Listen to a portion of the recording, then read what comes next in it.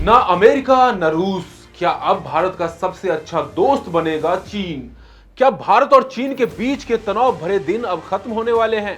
क्या गलवान घाटी की उस कड़वाहट के बाद अब दोस्ती की एक नई शुरुआत हो रही है? दोस्तों, किर्गिस्तान की राजधानी बिश्केक से एक ऐसी तस्वीर सामने आई है जिसने पूरी दुनिया को हिलाकर रख दिया है। भारत के रक्षा मंत्री राजनाथ सिंह और चीन के रक्षा मंत्री एडमिरल डोंग जून के बीच एक बेहद अहम और हाई प्रोफाइल मुलाकात हुई है।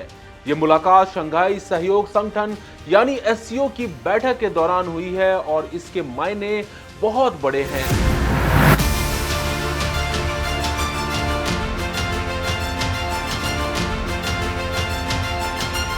आइए इस मुलाकात की इनसाइड स्टोरी को विस्तार से समझते हैं।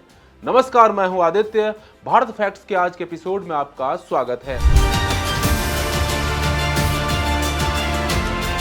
दरअसल दोनों देशों के रक्षा मंत्रियों के बीच ये बातचीत उस समय हुई है जब पूरा एशिया सुरक्षा के लिहाज से एक नाजुक दौर से गुजर रहा है। सूत्रों की माने तो इस मीटिंग में न केवल क्षेत्रीय सुरक्षा पर बात हुई, बल्कि इस पर भी जोर दिया गया कि कैसे दोनों देश मिलकर इलाके में अस्थिरता बनाए रख सकते हैं।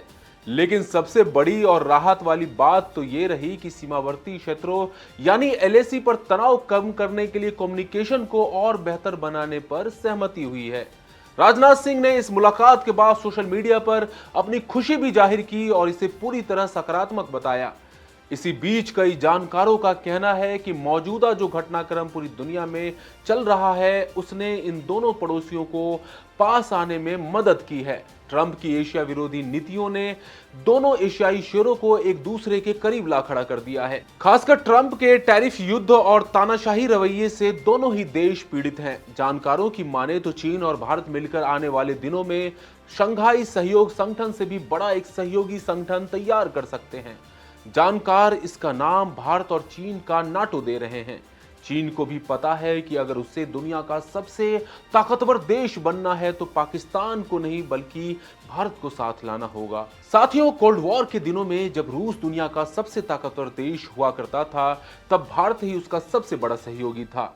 जब दुनिया में अमेरिका की एक तरफा बादशाहत आई तो भारत ही उसके साथ मौजूद था। ऐसे में अब चीन का भारत के साथ आना उसके लिए बेहद फायदेमंद सौदा हो सकता है। कई जानकार तो यहां तक कह रहे हैं कि ना रूस ना अमेरिका, अब चीन बनेगा भारत का सबसे बड़ा दोस्त।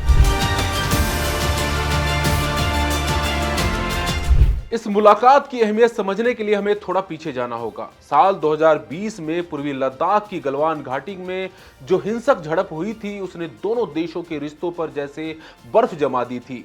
विश्वास पूरी तरह खत्म हो चुका था और सीमा के दोनों तरफ हजारों सैनिक और भारी हथियार तैनात थे। लेकिन पिछले कुछ समय से कूटनीतिक स्तर पर जो पर्दे के पीछे कोशिशें चल रही थी, ये मुलाकात उसी का एक नतीजा है। साथियों, रक्षा विशेषज्ञों का मानना है कि ये बातचीत संवाद के नए रास्ते खोलेगी और आने वाले समय में इसके ठोस परिणाम भी देखने को मिल सकते हैं। साथियों, इस कड़ी में एक और बात समझनी बेहद जरूरी है।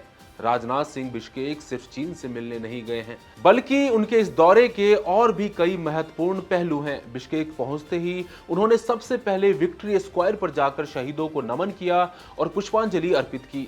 इसके अलावा उन्होंने एससीओ के दूसरे सदस्य देशों के प्रतिनिधियों के साथ भी द्विपक्षीय बातचीत की है ताकि रक्षा संबंधों को और भी मजबूत किया जा सके। राजनाथ सिंह वहां रह रहे भारतीय समुदाय से भी मिले जो दुनिया भर में भारत की बढ़ती सॉफ्ट पावर का प्रतीक है।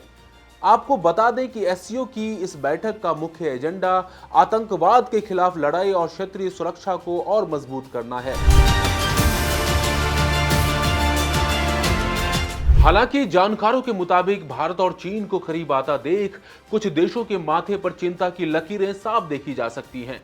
माना जा रहा है कि अमेरिका और पाकिस्तान इस नजदीकी से दहशत में आ सकते हैं। अगर भारत और चीन एक दूसरे के सबसे बड़े दोस्त बन गए तो दुनिया भर में अमेरिकी दबदबे को एक बड़ा झटका लग सकता है। वहीं पाकिस्तान के लिए ये स्थिति और भी ज्यादा गंभीर हो सकती है क्योंकि उसकी पूरी कूटनीति भारत और चीन के तनाव पर टिकी रहती है। विशेषज्ञ तो यहां तक कह रहे हैं कि पाकिस्तान के वजूद पर भी संकट आ सकता है।